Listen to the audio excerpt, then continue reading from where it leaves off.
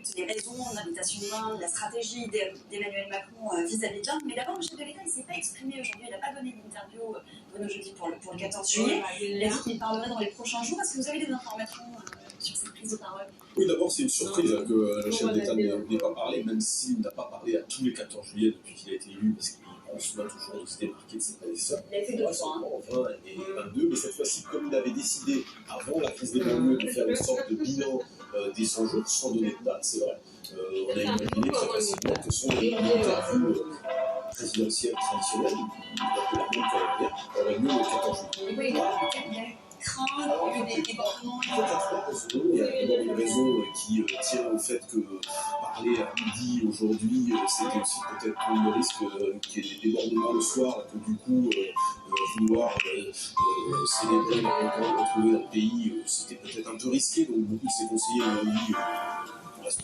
prudent. Le deuxième point, il va décider à travers sur 14 juillet, plutôt, je dirais que le deuxième point, c'est plutôt aussi de prendre son temps. Ça, c'est une surprise. Il veut prendre le temps d'analyser ce qui s'est passé dans le quartier, le profil des émeutiers, les raisons profondes, pour pouvoir ensuite prendre des décisions et prendre la parole devant les Français pour les rassurer. Et troisième point, évidemment, il a profité de cette séquence du 14 juillet tournée vers les questions internationales, l'Ukraine, sans le sommet de l'OTAN, avec la présence de M.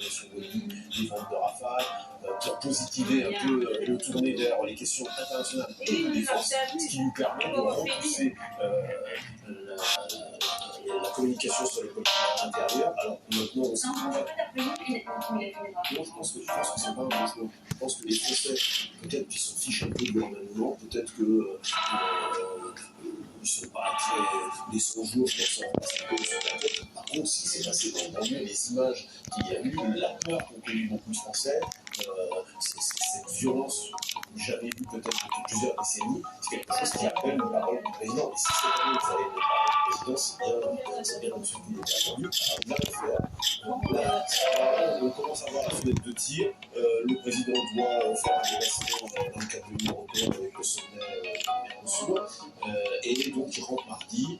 Donc je pense qu'entre mardi soir, parce qu'il est 10 mardi soir et dimanche, il va plus sur son départ donc il y a deux tiers entre grosso modo mercredi et dimanche. Donc, la forme, on la connaît pas, soit interview avec les journalistes, soit allocution, soit interview presse écrite aussi, c'est une possibilité. Et puis, on verra si la foulée, il y a un remaniement grand ou petit, ça c'est la grande question, avec ou sans Madame Borne et le départ probablement de quelques minutes. Ça par contre c'est un peu acté, parce que mais ce qui est assez étonnant, c'est d'avoir choisi de le faire après le 14 juillet. Alors que bon, les Français vont quand même s'enfoncer en période de vacances, l'attention des Français, les faiblesses attendues, tout ça, on reste un peu sceptique. Alors on va revenir sur les temps forts de ces dernières heures, de la place de la Concorde à l'Élysée, en passant par le Parlement. La France montre ses muscles, fait du commerce et lance l'orage nation de sous-marée. Mathieu Lignot avec Pierre Cacciarella et Michel Louis. Franche poignée de main et accolade entre Emmanuel Macron et Narendra Modi. Le Premier ministre indien et ses troupes sont les invités d'honneur de ce 14 juillet. Salut aux avions Rafale de l'armée de l'air indienne, le chef d'État déclarait hier son amour à la France devant la diaspora.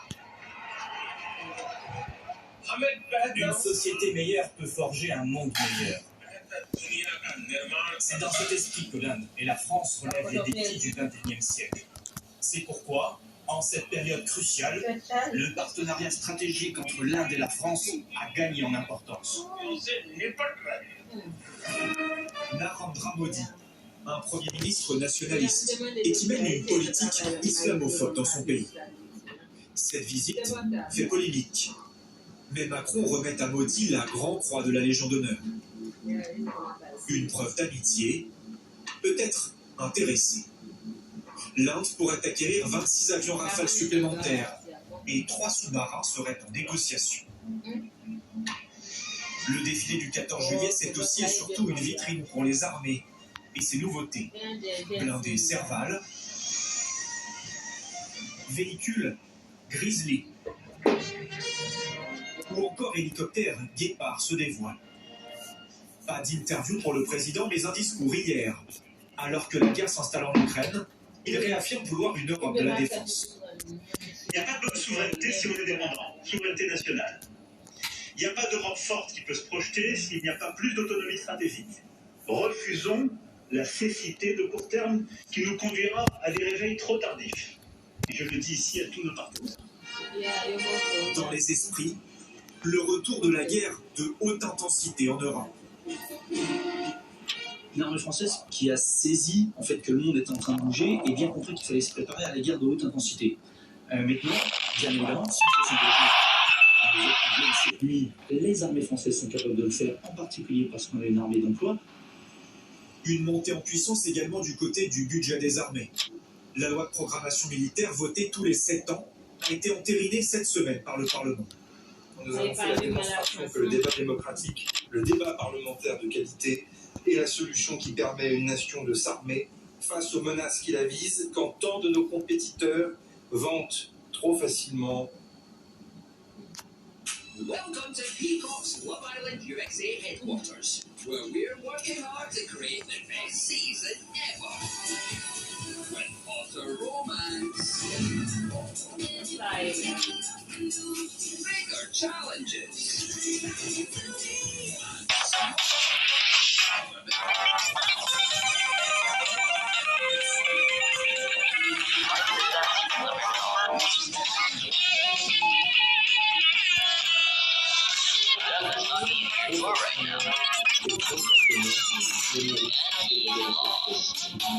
Message à l'international, la France investit pour sa défense. 413 milliards d'euros de budget à l'horizon 2030, soit une hausse de 40%.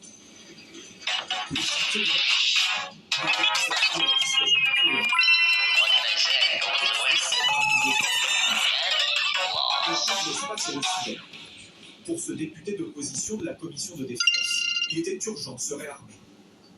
On est dans le rattrapage, on est dans l'adaptation aux nouvelles menaces. Après, est-ce que c'est l'idéal? Non, je l'ai dit quand je représentais mon groupe à la tribune, ça n'est pas une loi historique, c'est une loi raisonnable. Aujourd'hui, dans un monde idéal, on est à 413 milliards, il en faudrait 450. Mais franchement, vu l'état de nos finances publiques, je crois qu'on a un très beau texte. Malgré plus de dépenses, les armées recevront moins de matériel que prévu par la précédente loi. Le gouvernement dit privilégier la performance de son armée au détriment de sa quantité, c'est-à-dire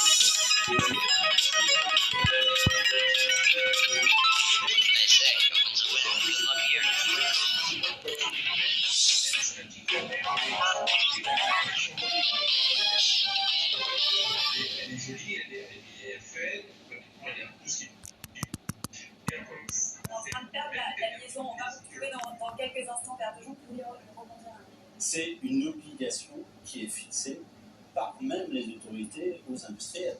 Et c'est une manière de faire passer la pilule sur un certain nombre de baisses d'équipements. L'avion Rafale, c'est un très bon exemple. La France a baissé la cible d'avions Rafale qu'elle avait prévue pour les armées françaises en disant ne vous inquiétez pas, Dassault,